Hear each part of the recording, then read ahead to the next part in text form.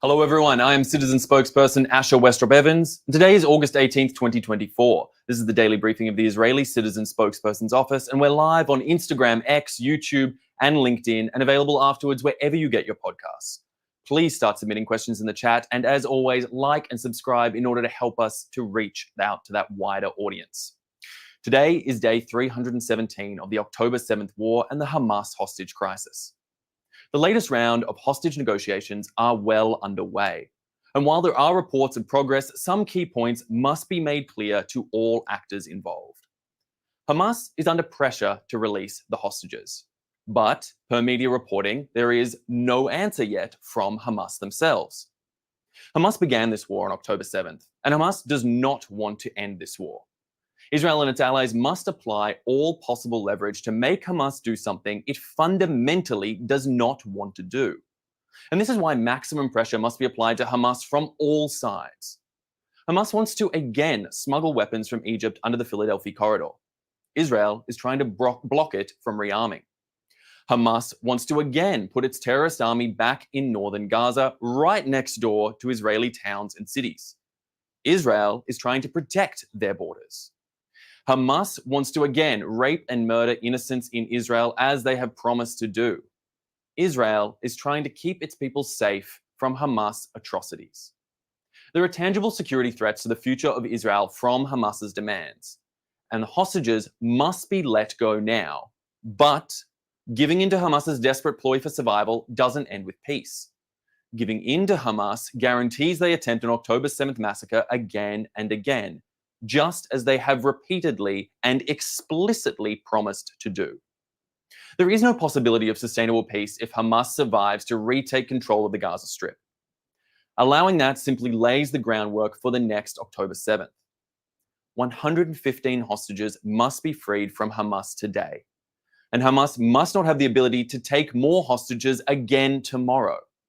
So let's just remember the 3 Ds needed to end the war: destroy Hamas, demilitarize Gaza, and de-radicalize Palestinian society. Israel needs a deal that gets the hostages home and stops Hamas from regrouping. And, as I said before, plotting to do October 7th again and again. So please, audience listening to me here today, tell your leaders to pressure Hamas's backers, Qatar, Turkey, and Iran, and tell them to let them go now. Now, meanwhile, UK Foreign Minister David Lammy and French Foreign Minister Stéphane Séjourné met with Israel's government in Jerusalem and with the Palestinian Fatah government in Ramallah. Now, like on Lammy's previous visit with the Israeli government, the foreign ministers wore yellow hostage ribbons, as I have here. With the Palestinian Fatah government, on the other hand, they decided to remove their ribbons. Now, I will say directly to Ministers Lammy and Séjourné, who I speak to now, Israel knows that our hostages need to be freed. It's actually the Fatah government that needs to hear release our hostages. These are the same moderate Fatah government officials whose then Prime Minister Shatia said in December, Hamas is an integral part of the Palestinian mosaic. These are the same moderate Fatah government whose Secretary General Jibril Rajoub, also head of the Palestinian Olympic Committee, said just 2 weeks ago that Hamas head Yahya Sinwar was a pragmatic patriot and a realistic man, and in November justified Hamas's October 7th massacre. These are the same moderate Fatah government officials whose President Mahmoud Abbas led a prayer for Hamas leader Ismail Haniyeh just this week. These foreign ministers must remember that same Palestinian Fatah government says it wants 2 states, while at the same time chanting from the river to the sea.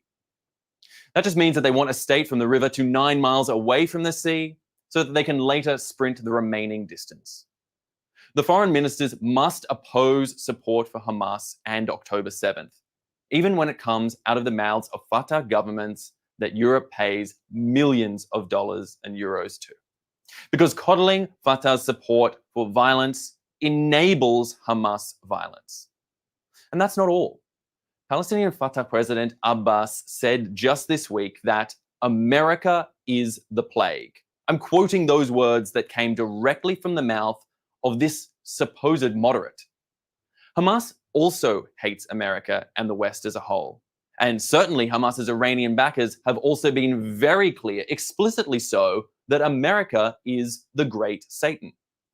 So everyone around the West, all of Israel's allies across the Western world, must recognize this war isn't simply about the Jewish state. The murderers trying to destroy Israel also seek to expand their vision of destruction across the Western world. And if Israel loses, I want to make this explicitly clear, the Western world loses as well. The West must continue to stand with Israel against terror in order to keep us all safe. So I'll say now for one last time, if you can please like and subscribe what we're doing here, it really helps to make the difference. And at this point, I'll take some questions from our audience watching live on social media, so please continue to submit questions. Our first question comes from Ella. Do you believe that Hezbollah when they say that they'll stop striking Israel as part of the hostage negotiations? Ella, this is a very important question, but one we must be very clear on the stakes and understanding what we've seen here. Hezbollah joined the war with Hamas on October 8th when they began striking Israel in solidarity with their patrons and militant compatriots there in the Gaza Strip in the form of Hamas. They began then and have since launched somewhere around 7,000 missiles, drones, and rockets at Israel in the 10 months since that day. Hezbollah is very much a part of this war. They have been at war with Israel, and while many in the world would say that they are taking a constrained approach and being more moderate, I really don't see how 7,000 missiles, drones, and rockets can in any way be ascribed as moderate. Now, whether we can take Hezbollah at their word when they say that they will commit to a ceasefire, well, personally, I don't like to take the words of a militant organization such as Hezbollah or their leader, Hassan Nasrallah, who's proven himself in no way to be a good faith actor for any certain means. I will not take that word as any reliable truth or source into the future. That being said, there are indications, whether it come from their patron, common patron in Iran, the Iranian regime, the theocratic regime in Iran, or what we're seeing from Hezbollah themselves or Hamas, there is indications that they may seek to wind down actions, but really we cannot know. Israel is at extreme alertness and readiness and continues to be so for the foreseeable future in case anything further in terms of escalation should come from Hezbollah. But as we have seen, they continue to fire rockets. They continue to fire rockets at towns and villages along the border of Israel. And they have left over 60,000 Israelis displaced from their homes for the last 10 months. These people must be allowed to return home. They must be able to do so safely and be able to sleep in their beds at night, freed from the risk of the likes of an October 7th massacre happening again and again, as so many have promised to do, as Hamas has promised to do, and Hezbollah seems to have joined tacitly alongside with their ongoing attacks in the months since. Really, frankly, we can't trust Hezbollah as a good faith actor, so Israel must make sure that they are ready with the leverage, control, and power and strength of the entire IDF and the entire Israeli people behind them to prevent any such atrocities happening in the future. Our next question comes from Instagram Live. Is it possible that the hostages are being kept in Egypt? This is a constant fear and concern of all those, whether it be hostage negotiators, the Israeli people themselves, the IDF and others. Frankly, it is unknowable. As it stands right now, Israel and the IDF are largely in control of the Philadelphia corridor and do control many elements of that border between Gaza and Egypt. That being said, we don't know what happened in the first few months of the war when Israel didn't have control of that area. We don't know whether people could have been smuggled. We do know, in terms of facts on the ground, that much was smuggled in the past from Egypt into the Gaza Strip via that border. And it's where many of the resources that Hamas has now committed against Israel in the months since the start of the war, and indeed on October 7th itself, where many of those elements originated from. That being said, frankly, we don't know. We live in general fear and anxiety of what could happen and what could have happened in the months since to the hostages. The Red Cross hasn't been allowed to visit them or confirm the condition of any of the hostages since the start of the war. The IDF themselves, obviously, while they've conducted amazing rescue operations to bring back a small number of hostages, others have been returned. We still have 115 hostages as far unaccounted for, still being held by Hamas or their affiliates in one way or another. We frankly don't know, and this is why we must get to a meaningful ceasefire that brings the hostages home now so that we can understand the full scope of what the situation is, to get the sort of closure that the Israeli people need in the wake of the horrors of October 7th, and to remove past this unbearable status quo that we find ourselves in. And we can only hope and pray that the current round of ceasefire negotiations yields some sort of result on that front to bring the hostages home now. Our next question comes from Sharon. Why does Israel help to treat wounded Palestinians? The world hates us anyway, so why are we helping them? Sharon, it's important, in the case of this war, in the wake of the atrocities that we saw on October 7th, that we never lose our inherent humanity. And that's what we have here in Israel. We have an inherent sense of humanity for all civilians, for all those who are in need, for all those that need help, no matter where they come from and no matter who they are. And that is a key pillar of Israel's resolve and its goals as a liberal democracy fighting in the Middle East for those values against tyrannical, theocratic, authoritarian regimes that would seek to diminish and undermine that. We will not lose our humanity. And if that means helping to treat civilians in Gaza, if that means helping Israelis, if that means helping anyone who we can provide clear support to, while at the same time removing the threats of Hamas and other militant groups like that would seek harm upon Israel, the Israeli people, and frankly, upon their own people in Gaza, then that is what Israel will do.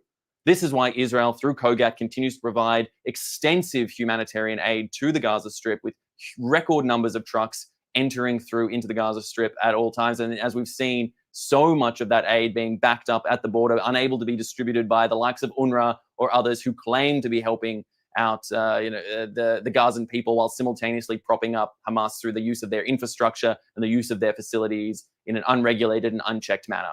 Israel and the IDF and the organizations here are accountable to a democratic process, which means protecting the lives of civilians wherever possible, adhering to the rules of war, and attempting to seek some sort of justice in a highly unjust, cruel, and unforgiving war that was started by Hamas on October 7th.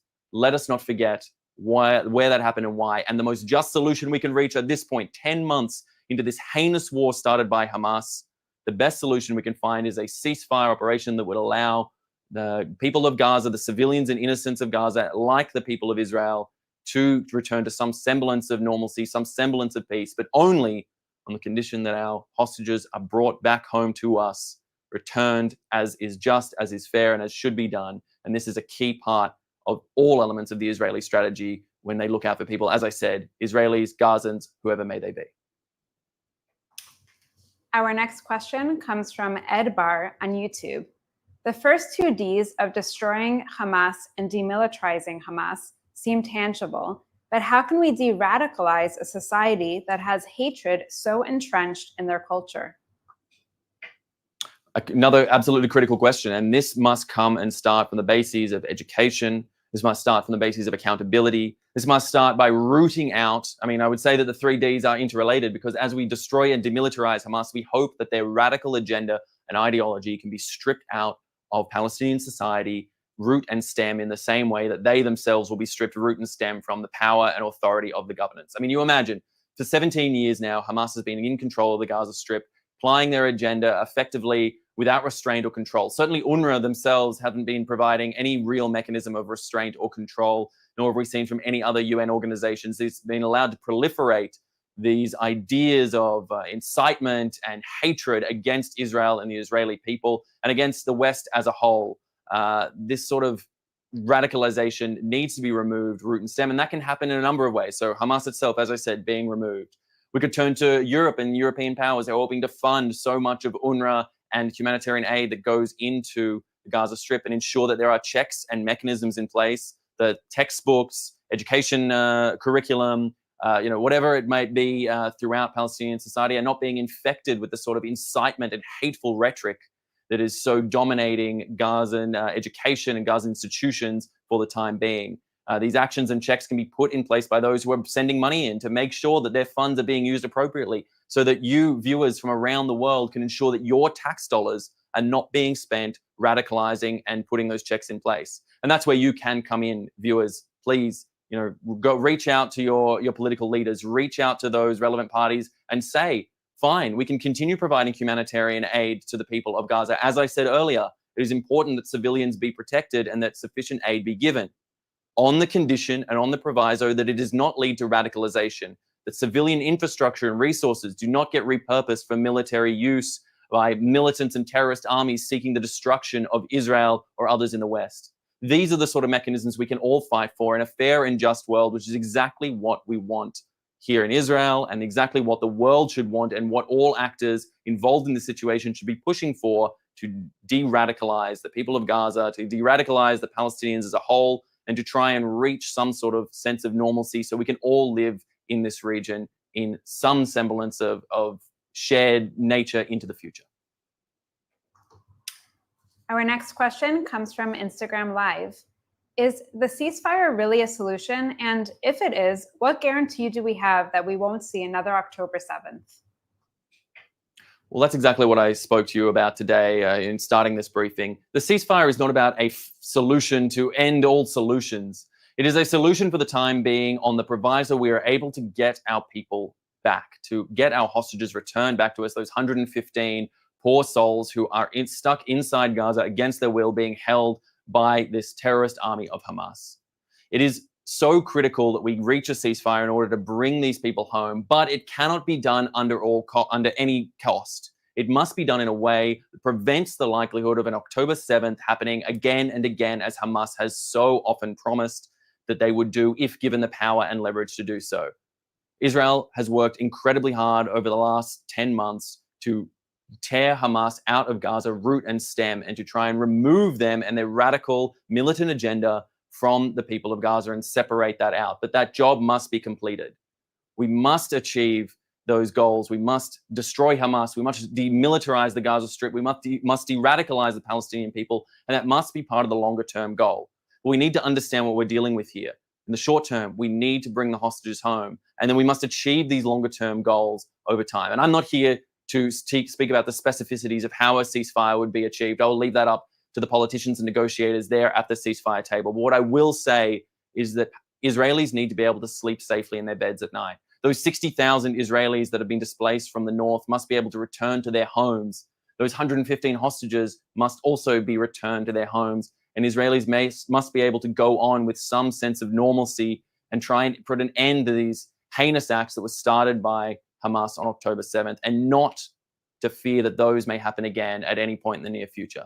Those are the key goals of a ceasefire. Those are the key goals of any sort of deal moving forward into the longer term. And again, we only hope that the ceasefire negotiations can achieve some sense of that going into the future.